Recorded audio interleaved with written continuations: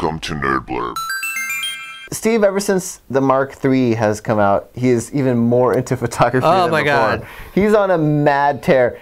Steve goes through spurts where all of a sudden I'll get like 3 emails, and they're all great articles. And he's like, check this out, check this out, check this out. He must have either bought a new lens or he's looking to buy another body. So yeah, he's been looking at the Mark III, and you've held it a few times by this point. Good.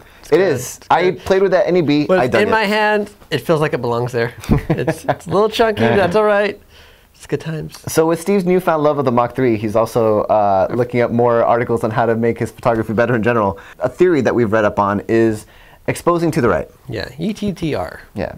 The argument is that film has a better time with shadows and darker images. It just you could push the envelope a little bit more, and blacks don't clip as easily in analog. Film is like linear, and it's kind of very steady and a gradual fall off. Digital is not like that. Not at all. But digital does better on the highlights than film does. Steve and I have both read articles about exposing to the right with digital photography. Yeah. Basically, the idea is, if you look on your histogram, you want to push your image to as far right as possible. Yeah. So your image, even though they call it a 16-bit image, it's actually a 12-bit image. Yeah. That means it gets 4,096 bits of information. So the way your sensor captures data, it starts out with 48 bits at the high end, and then goes down by half, and then by half, by half, by half. So by the time you get to the darkest shadows, you're only capturing 128 bits, or 128 shades, versus the 2,048 at the high end. Mm-hmm. So what they're saying is if you expose by a normal histogram in the middle, your darks are not getting, there's not nearly as many bits to capture that data as there is the high end. So if you expose to the right, you're sliding more of that information into the high end where there's a lot of bits to capture. And then it comes back down to signals or noise. So at the high end, say you have 48 bits of information and like 30 bits of noise, okay? But then by the time you get down to the low end, you're like at 128 versus 30. More of that's going to pop through into the image when you try and bring up the blacks. Right. It all makes sense. It makes sense. The guy that first came up with the concept is the guy that came up with like Adobe Camera, a bunch of other stuff. Like, he's a real smart guy. Technically, it sounds. Technically, sounds great. Yes. Now, here's the thing. Okay, now let me give you guys a little example of what, when I first got my camera,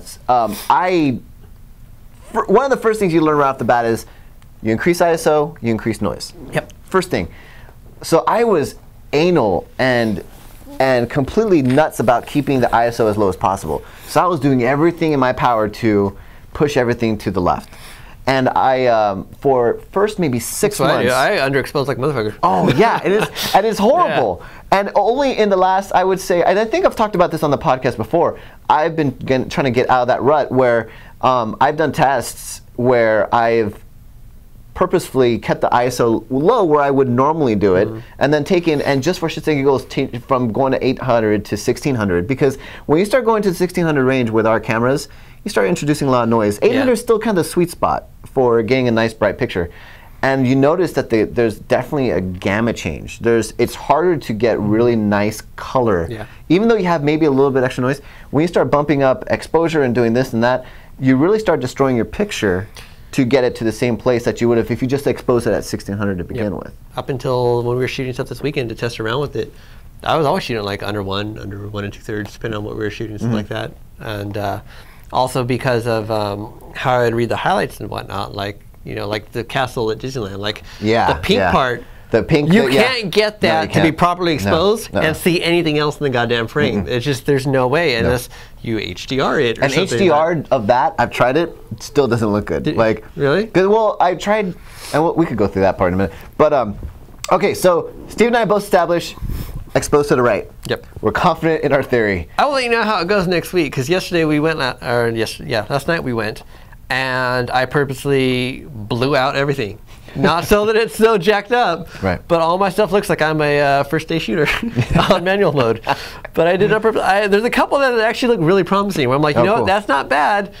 I'll bring it back down. I think that's going to look pretty good. And then I just got to look at the noise and see if it's worth it. Steve made me a little jealous yesterday because we've gone shooting, and we've talked about this before, my Tamron 15 to 50, and it's a great fucking lens. For $400, like, you can't beat it. Sharp as a tack, wide open. You know, it was cheap plus rebate, so it was a great first starter replacement for my kit lens. Steve has this 1585 with IS.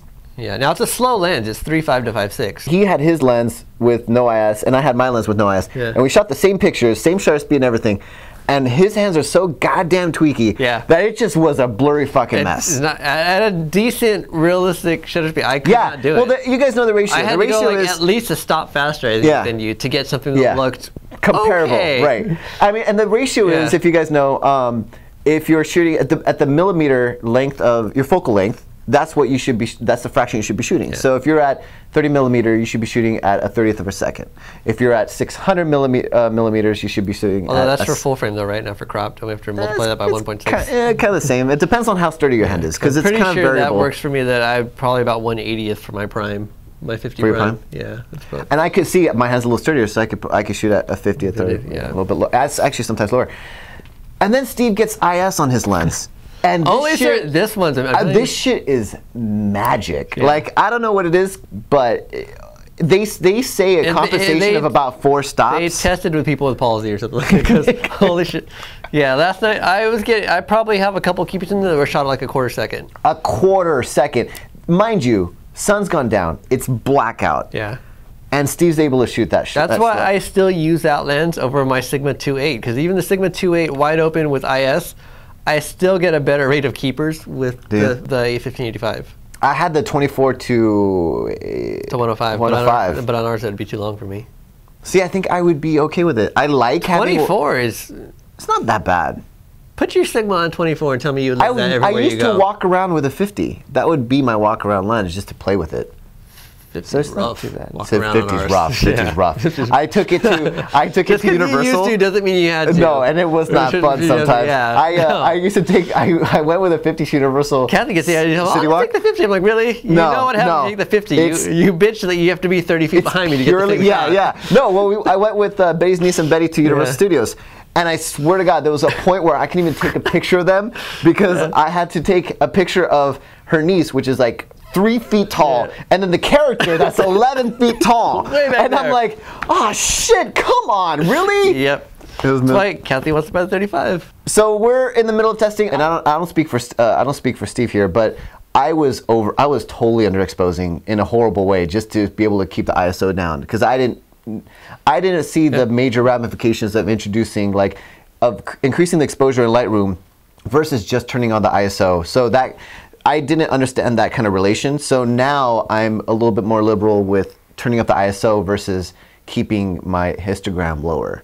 So I'm doing that a lot more, and I think I'm getting better pictures that way. Now, pushing it further to the right, that's another thing altogether. And it's debatable, because for every article that says you should be pushing to the right, if you're not, you're stupid, you'll also find the pushing to the right is bullshit and you're stupid. Look up exposed to the right. Judge for yourself. I'm playing around with it. We're not saying you have to do it. It's interesting. Like I said, the tech completely sound. Solid.